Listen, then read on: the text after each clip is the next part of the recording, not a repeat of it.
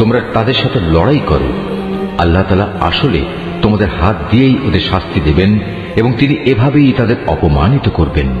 তাদের উপর বিজয় দিয়ে তিনি তোমাদের সাহায্য করবেন এবং এভাবে তিনি মুমিন সম্প্রদায়ের মনকেও প্রশান্ত করে দেবেন। তিনি এর দ্বারা তাদের দিলের ক্ষোভ বিদূরিত করে দেবেন। তিনি যাকে চাইবেন তার প্রতি ক্ষমা পরবশ হবেন। আল্লাহ তাআলা সব কিছুই জানেন এবং তিনি হচ্ছেন সুবিজ্ঞ কুশলী। তোমরা কি একথা মনে করে নিয়েছো তোমাদের এমনি এমনিই ছেড়ে দেয়া হবে?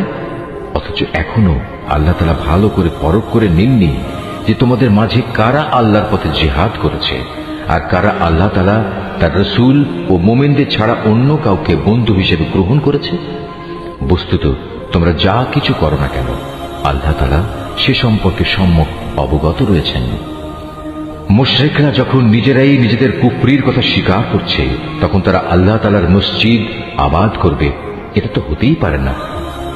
মূলত এরা হচ্ছে সেসব লোক যাদের যাবতীয় কর্মকাণ্ড আগেই বরবাদ হয়ে গেছে এবং চিরকাল তাই এদের দোজখের আগুনেই কাটাতে হবে। আল্লাহ তাআলার ঘর মসজিদ তো আবাদ করবে তারা যারা আল্লাহ তাআলা ও পরকালের উপর ঈমান আনে, নামাজ প্রতিষ্ঠা করে, যাকাত আদায় করে আর আল্লাহ তাআলা ছাড়া কাউকেই তারা ভয় করে না। এদের ব্যাপারেই আশা করা যায় এরা হেদায়েত প্রাপ্ত মানুষের অন্তর্ভুক্ত হবে। তোমরা কি হজের মৌসুমে হাজিদের পানি পান করানো ও কাবা ঘরের খেদমত করাকে সে ব্যক্তির কাজের সমপর্যায়ের মনে করো? যে ব্যক্তি আল্লাহ তাআলার উপর ঈমান এনেছে, পরকালের উপর ঈমান এনেছে এবং আল্লাহ তাআলার রাস্তায় জিহাদ করেছে, এরা কখনো আল্লাহর কাছে সমান মর্যাদার নয়। আল্লাহ তাআলা কখনো জালেমদের সঠিক পথ দেখান না। যারা আল্লাহ তাআলার উপর ঈমান এনেছে তাঁরই সন্তুষ্টির জন্য হিজরত করেছে এবং আল্লাহ তাআলার পথে তাদের জান মাল দিয়ে জিহাদ করেছে, তাদের মর্যাদা আল্লাহ তাআলার কাছে সবার চাইতে বড় এবং এ ধরনের লোকেরাই পরিণামে সফল কাম হবে। তাদের মালিক তাদের জন্য নিজ তরফ থেকে দয়া, সন্তুষ্টি ও এমন এক সুরম্য জান্নাতের সুসংবাদ দিচ্ছেন যেখানে তাদের জন্য চিরস্থায়ী নিয়ামতের সামগ্রীসমূহ সাজানো রয়েছে। সেখানে তারা হবে চিরস্থায়ী। নিশ্চয়ই আল্লাহ তাআলার কাছে মুমিনদের জন্য মহা পুরস্কার সংরক্ষিত রয়েছে।